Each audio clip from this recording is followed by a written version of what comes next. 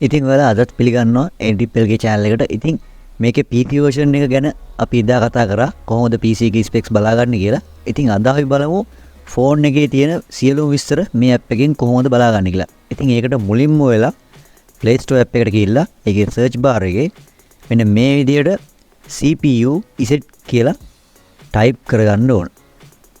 ඊට පස්සේ ඔයාලට බලා ගන්න පුළුවන් නම් පාටේ logo එකත් එක්ක CPUz app එක උඩින්ම බලා ගන්න පුළුවන්. ඉතින් තව ඒවත් එනවා. හරි එක බලලා ක්ලික් කරගන්න වෙලත් මම වගේම ඊට පස්සේ ඔයාලට පේනවා ඒකේ size එකත් MB 5.2ක් වගේ තියෙන්නේ. මිලියන 50කට වැඩි ප්‍රමාණයක් download කරලා තියෙනවා. ඉතින් PC එකේත් ඔයගේ චූටි MB ප්‍රමාණයක් තිබ්බේ. ඉතින් මේ වගේ සරලව install දීලා accept කරලා install කරගන්න ඕනේ. ඉතින් ටික වෙලාවක් යනවා මේක install වෙන්න. මේක නම් මේ ෆෝන් එක superior ෆෝන් එකක් ඒකයි ගොඩක් වෙලා යනවා. ඉතින් මේ විදිහට අපිට ටක් ගාලා app එක install වෙනවා. මෙතනින් ඕනනම් open කරගන්නත් පුළුවන්. මම මේක cancel කරනවා. ෆෝන් එක ටිකක් superior මේ දවස්වල ඒකයි. හරි. ඉතින් මෙන්න මේ විදිහට අපිට මේකේ logo එක බලා ගන්න පුළුවන් app එක install වුණාන් පස්සේ දම් පාටින් PC එකේ වගේම තමයි මේකත්. ඉතින් ඒක first time on වෙන්න ටිකක් වෙලා යනවා. ඊට පස්සේ නම් එහෙම වෙන්නේ නැහැ. ඉතින් මොකද first time on වෙද්දි චුට්ටි වෙලාවක් ගන්නවා මේක. හරි. ඉතින් අපිට මේ වගේ මාතෘකා කීපයක්ම බලා ගන්න පුළුවන් ඒකේ SoC device system battery යන්නේ වගේ. ඉතින් app එක ඇතුළට මුලින්ම ගියාම උඩම බලා ගන්න පුළුවන් මේ SoC කියන එක යටතේ මුලින්ම අපිට Samsung Exynos processor කියලා දාලා තියෙනවා. processor එක අපිට මුලින්ම බලා ගන්න පුළුවන්. ඒත් එක්කම ඒකේ gigahertz ප්‍රමාණය වගේ ටිකක් උඩින්ම බලා ගන්න පුළුවන්. ඒත් එක්කම අපිට බලා ගන්න පුළුවන් පළවෙනි එක විදියට cores කියලා ගහලා දෙනවා. CPU cores 4ක් තියෙනවා. ඊට පස්සේ architecture එක බලා ගන්න පුළුවන්. revision process එක බලා ගන්න පුළුවන් මේකේ 28යි. nanometer 28ක් කියලා දාලා තියෙනවා. කියන්නේ මේකේ process එක ගැන සඳහන් වෙලා තියෙන්නේ. ඒකේ nanometer ප්‍රමාණය. ඊට පස්සේ clock speed එක. ඒ කියන්නේ මේ අපේ CPU එකේ speed එක බලා ගන්න පුළුවන් megahertz 403 ඉඳන් gigahertz 1.3යි බිංදුවක් දක්වා වැඩ කරනවා කියලා. ඉතින් මේ වෙලාවේ යන ස්පීඩ් එක අපිට බලා ගන්න පුළුවන්. CPU කියලා වැටලා වලට පේනවා 0 1 2 3 ඒ වගේ විදිහට බලා ගන්න පුළුවන්.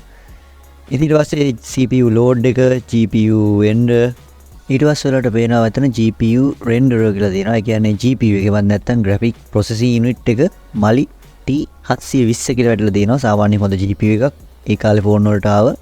ඉතින් ඒත් එක්කම මේ වෙලාවේ GPU එකේ load එක 60ක් විදියට බලා ගන්න පුළුවන්. ඉතින් device එක යටතේ model එක බලා ගන්න පුළුවන් මුලින්ම Samsung Galaxy J1 2016 කියලා. ඊට පස්සේ brand එක විදියට අපිට බලා ගන්න පුළුවන් ෆෝන් එකේ මොකද්ද brand එක. Samsung කියලා වැටලා තියෙනවා මේකේ. ඊට පස්සේ board එක screen size එක බලා ගන්න පුළුවන්. screen resolution එක බලා ගන්න පුළුවන්.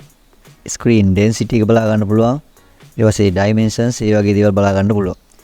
ඊට පස්සේ weight එක මේකේ බරත් බලා ගන්න පුළුවන්. ඒ වගේම total RAM එක. මෙන්න මෙතනදී අපිට වැදගත් දෙයක් විදියට තියෙන RAM එක අපිට බලා ගන්න පුළුවන්. මේකේ total තියෙන ප්‍රමාණය. ඊට පස්සේ available අපිට පාවිච්චි කරන්න පුළුවන්. ඉතුරුලා තියෙන ප්‍රමාණය බලා ගන්න පුළුවන්. 100ට ගානකුත් දාලා තියෙනවා. ඊට පස්සේ storage එක.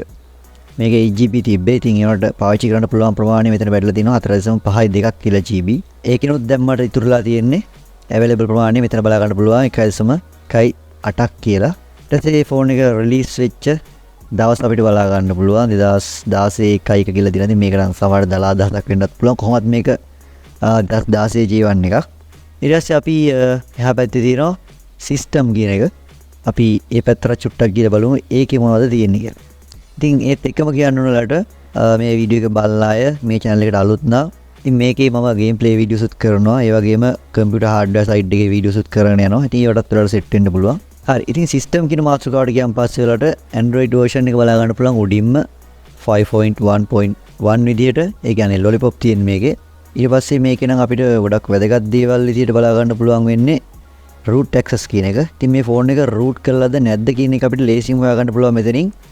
අපිට බලා ගන්න පුළුවන් මෙතන නම් මම මේ ෆෝන් එක root කරලා නැහැ. ඒ නිසා root access එකේ අපිට no කියලා තමයි බලා ගන්න පුළුවන් වෙන්නේ. battery කියන විමාතෘකාවට ගිහිල්ලා බැලුවොත් එහෙම health එක අපිට බලා ගන්න පුළුවන් good කියලා.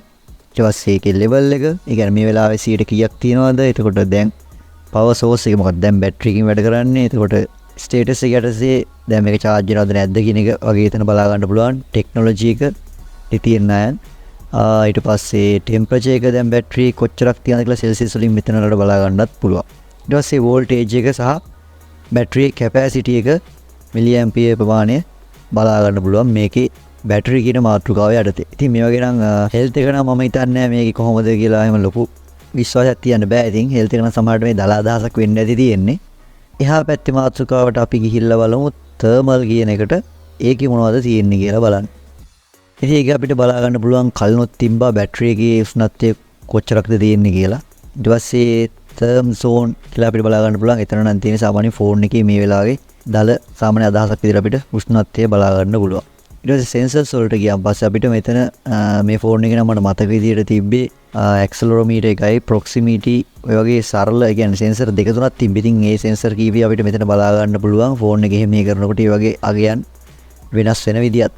ඉතින් අවසාන වශයෙන් වලට about section එක බලා ගන්න පුළුවන්. PC version එකේ වගේම මෙතනදිත් ඉතින් ඒකේ app එක ගැන විස්තර ටිකක් තියෙන්නේ.